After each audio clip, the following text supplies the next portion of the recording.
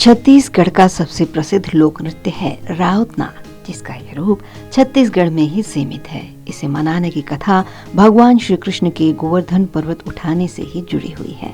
माना जाता है कि ब्रजवासियों को इंद्र के प्रकोप से बचाने के लिए जब भगवान कृष्ण ने गोवर्धन पर्वत को अपनी कनिष्ठा उंगली पर उठाया, तब ग्वालों ने उन्हें सहारा देने के लिए अपनी लाठियां भी गोवर्धन पर्वत पर टिकाए रखी। इसी याद को चिरस्थायी रूप देने के लिए अहीर खुशी से अपना लोक नृत्य करके कृष्ण के उपकार के प्रति अपनी कृतज्ञता प्रकट करते हैं। इस संदर्भ में मूल तथ्य यह है कि अपने को बचाए जाने की खुशी में सभी गोप गोपाल नंद बाबा को बधाई देने गए। उनके आंगन में नाच गाकर हर्ष प्रकट करके आशीर्वाद लिया। इसी स्वरूप को लेकर यदुवंशी देव उठनी एकादशी के दिन सज धज कर अपने गृह देवता की पूजा करके काछन चढ़ाते हैं। देव जागरण के बाद एक पखवाड़े तक टोलियों में जमा होकर घर घर जाकर नृत्य करते हैं। गृह स्वामी की समृद्धि के दोहे गाकर आशीर्वाद लेते हैं। उनकी वेशभूषा भी अपने आप में विशिष्ट होती है, जिसमें सिर पर पगड़ी और फरी होती है, जिस पर मोर पंख की कलगी लगी होती है। चेहरे पर पीला पाउडर, माथे पर टिकली, आँखों में काजल, पाग पर फूलों की माला, धोती और रंग बिरंगी बंडी के साथ पैरों में जूते मोजे और उन पर घुंघरू बंधे होते हैं। इनके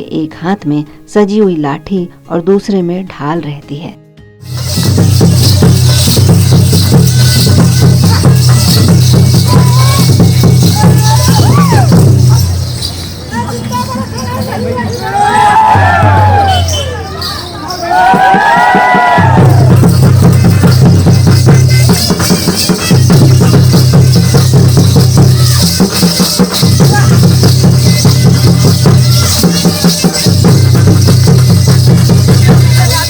साथ में चलता है गढ़वा बाजा, जिसमें गुरदुम, ढोल, डफड़ा, टिपकी, मोहरी, मंजीरा, मृदंग, ढोल, नगाड़ा, झुमकी, डुगडुगी, झुंझुना और झांझ जैसे पारंपरिक वाद्य यंत्रों का उपयोग होता है। गढ़वा बाजा की धुन पर झूमते नर्तक जोश और मस्ती में कृष्ण भक्ति, परिवार, समाज और देश सुधार के दोहे, लोकोक्तियाँ और गीत गाते हैं। एक के दोहे पर बाकी साथी हुंकारी भरते हैं और वादक विशेष ताल देते हैं। इसमें नृत्य जितना जरूरी होता है, उतने ही जरूरी होते हैं ये दोहे, जो इनकी कड़ी कड़ी जोड़ते हैं। यह लोकोक्तियाँ इस राउत नाच के प्राण तत्व हैं।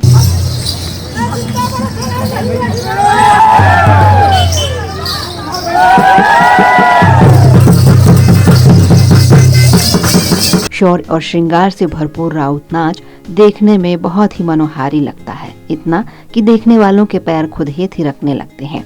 इस दौरान गांव-गांव और शहर में मड़े मेले या विशेष राउत बाजार का आयोजन होता है, जहां खूब चहल पहल रहती है। इसे वीरता और शौर्य का रूप देकर किया जाता है, लेकिन इसके पीछे आनंद, उल्लास और कृतज्ञता ही मूल भावना है। यादवों के लिए यह कृष्ण भक्ति और सामाजिक एकजुटता का भी प्रतीक है। पुराणों के अनुसार यमुना तटवासी यदु के वंशज यादव कहलाते हैं, जिन्हें अहीर और अन्य नामों से भी जाना जाता है। ये गौपालन करते थे। महाभारत काल में श्री कृष्ण ने इस परंपरा को आगे बढ़ाया और तब से ही ये परंपरा चली आ रही है, जो आज छत्तीसगढ़ की विशिष्ट सांस्कृतिक पहचान बन गई है। सन 1978 से बिलासपुर में राउत नाच महोत्सव का आयोजन शुरू हुआ था, जो आज तक निरंतर जारी है। इसकी पुरस्कार राशि बढ़कर 1.5 लाख रुपए तक पहुंच रही है। इसमें हर साल 40 रनिंग शील्ड दी जाती हैं। हर साल पूरे छत्तीसगढ़ से जमा हुए नर्तक दल महोत्सव में अपनी नृत्य और शस्त्र कला का प्रदर्शन करते हैं। गौ संपदा के संरक्षक यदुवंशियों का यह त्योहार लोक मंगल की भावना लेकर साल में एक बार आता है, लेकिन उसकी छाप पूरे साल भर प्रदेश के लोगों के मन पर बनी रहती है।